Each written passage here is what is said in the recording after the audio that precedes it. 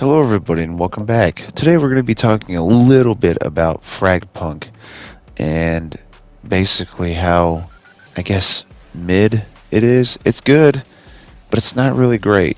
It doesn't really stand out. There were a couple other free-to-play games that more or less had the standout effect than this, and I'll explain why. Now, first and foremost, when you're launched into the game, you're given like hundreds of these shard cards, which you think are special, or you think are going to be like a, I guess, gotcha, where you're going to have to draw for them. But no, that's something different. So when you're playing standard, right there, it's kind of like capture the zone and like bomb defusal. You have offense, shard cards that your whole team uses, and defense. And then here's where that whole idea gets flipped on its head. If you literally play anything else in this game, then it changes your character's active skills, which are forgettable anyways. And I mean, really, they go on and on and on about each card and everything in this game as far as the shard cards, but they hardly do anything to buff your character, and that's the biggest downfall of it. That would make it a lot more interesting, in my opinion. And that's going to break us off into the next part, which is the gameplay. The gameplay is actually pretty smooth. It's not that bad. It operates like any other FPS. You have a lot of game modes, which is really good. I mean, it offers a variety, which I thoroughly enjoy, since a lot of the free-to-play games don't really offer a variety, so I will give it its ups on that. But going back to the skills and the shard cards replacing the skills, okay, this right here coming up is like the only instance, I think, in this whole time playing where somebody used their skill other than their weapons. And it's like, ooh, okay, easily avoidable.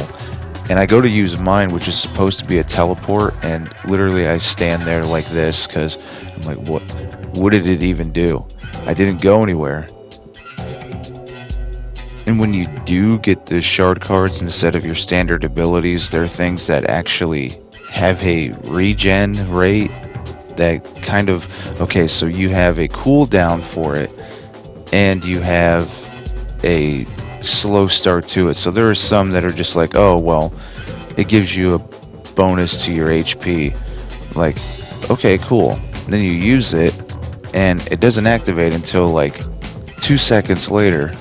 So if you're using that in a pivotal point where the whole idea is, you know, you want to get things rolling, or you want to kind of like change the game for you, then you need to make sure that you're using that like really quickly, or if you're using something to buff your defense, if you're using something to, you know, change, you know, the other characters, which is a thing, you can give them big heads for easier headshots, but it works to a certain extent. It's weird, the hitbox rate is weird on it, but all in all, I mean, the skills are so forgettable as a character for me that I end up not using that in other modes. I just more or less rely on my weapons and all that stuff.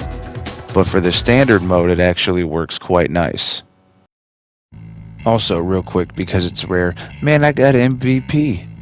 Yeah. Okay, let's talk about another highlight for this game, which is weapon customization. Along with, you know, a few skins. You don't get that many, but you get a good amount of skins that you can unlock. You can also put these charms on it, you can put a kill counter on it, and you can put stickers on it. So it's cool because you can put them virtually anywhere on the gun, so long as your hands don't place over it. So you could have it right near the barrel, you can have it more towards the stock, you know, as long as it's not in the way of your character's hands, which they'll show you, see that how it's highlighted, it'll give you a guide of where it's at. But I think it's a pretty neat idea to kind of make the weapon your own. Like, there's so much of this game that's good. It's really good. It has so much potential.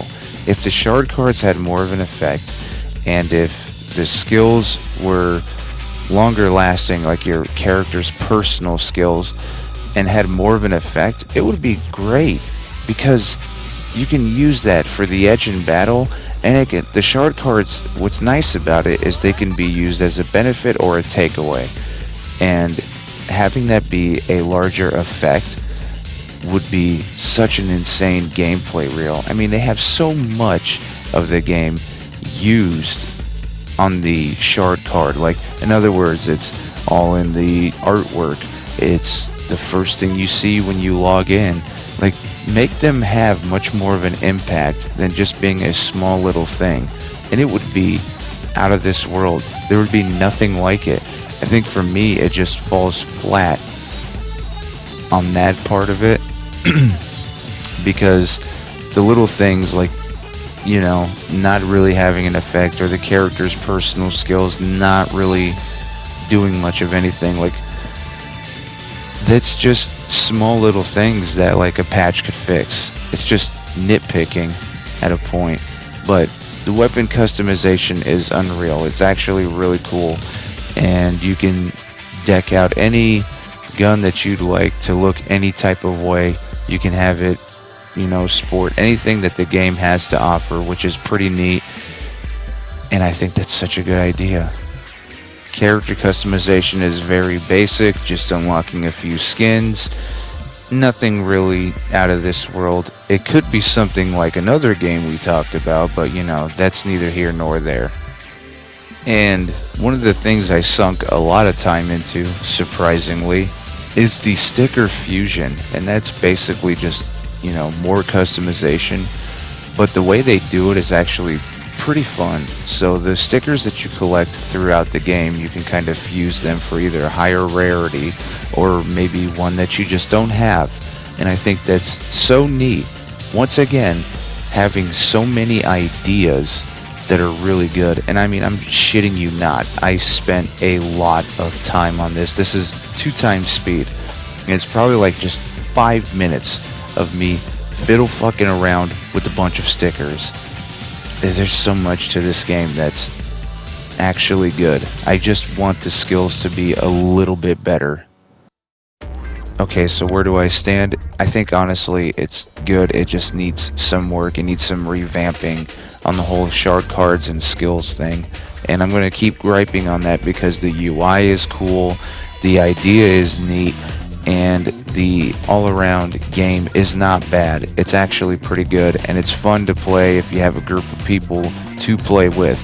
The only thing is, there are some things that make it so forgettable and bland that you end up having it forgotten.